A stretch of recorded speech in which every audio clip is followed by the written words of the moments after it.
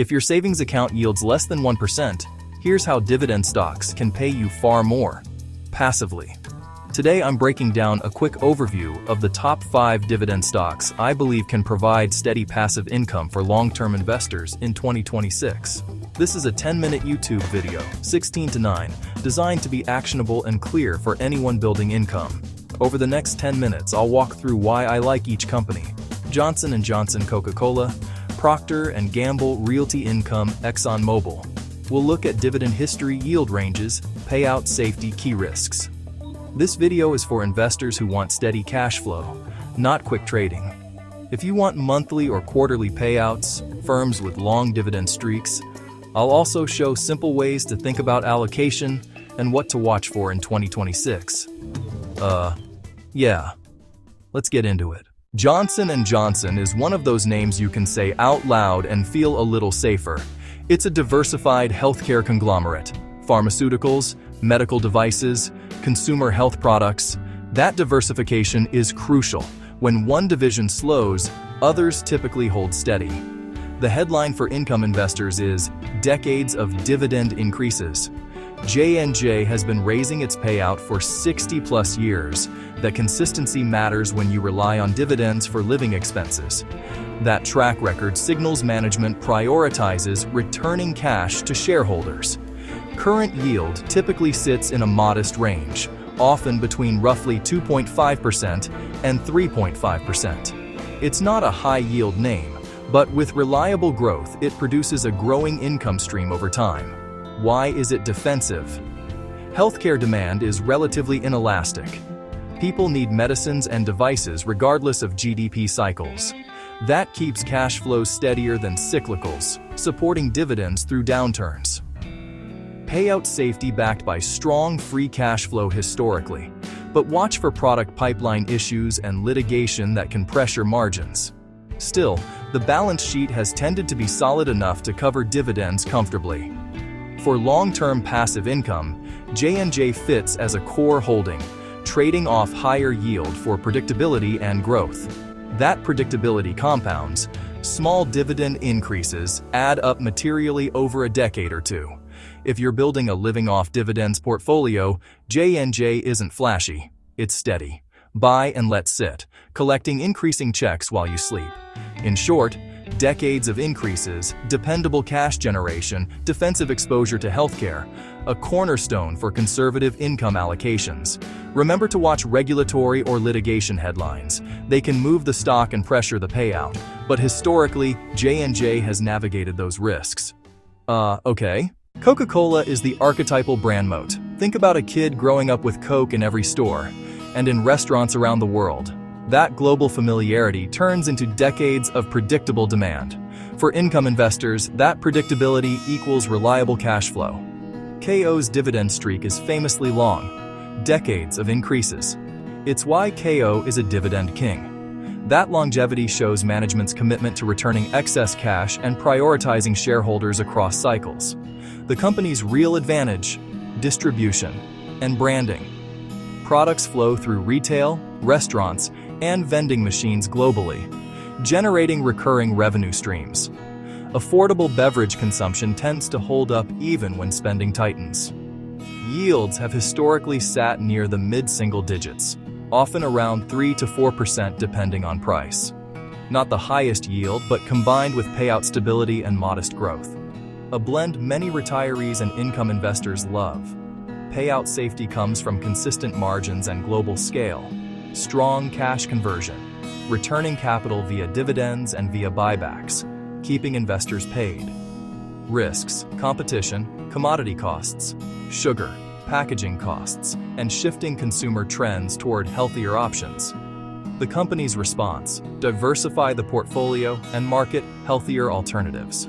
For passive income portfolios, KO is a quality hold, predictable payer with a durable moat and long history of increases. Use KO as a compounding income engine. Reinvest dividends early, then let that growing stream fund your lifestyle.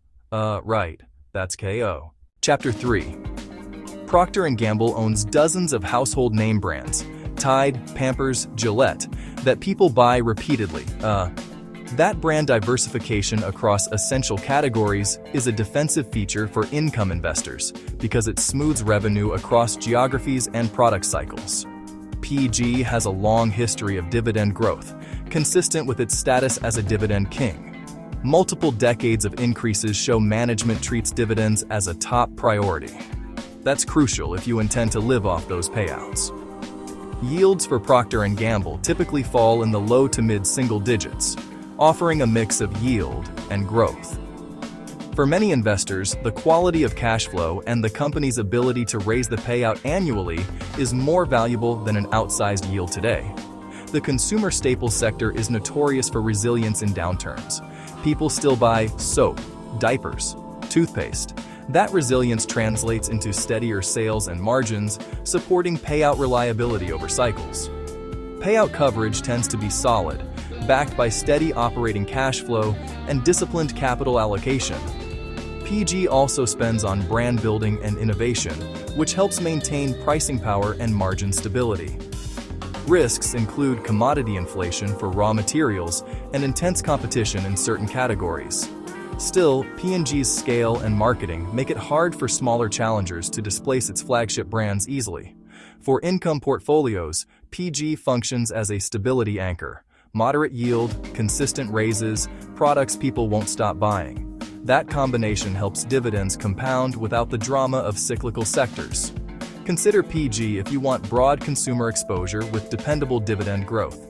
Keep an eye on margins, keep an eye on market share, but expect P&G to prioritize steady, predictable returns to shareholders over flashy growth bets.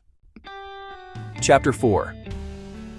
Realty Income calls itself the monthly dividend company, and that's not marketing fluff.